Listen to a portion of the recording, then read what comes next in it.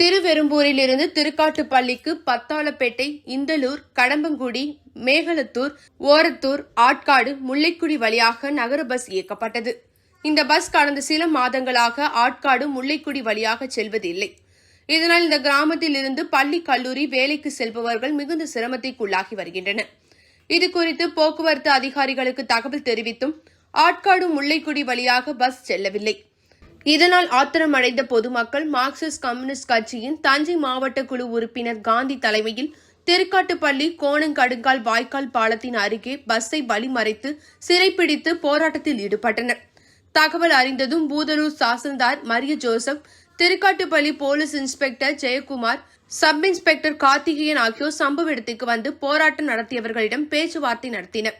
அதில் ஆட்காடு, முல்லைக்குடி வழியாக பஸ் இயக்கப்படும் என அறிவித்து அந்த வழியாக பஸ் இயக்கப்பட்டது. இதையடுத்து அனைவரும் அங்கிருந்து கலைந்து சென்றனர்.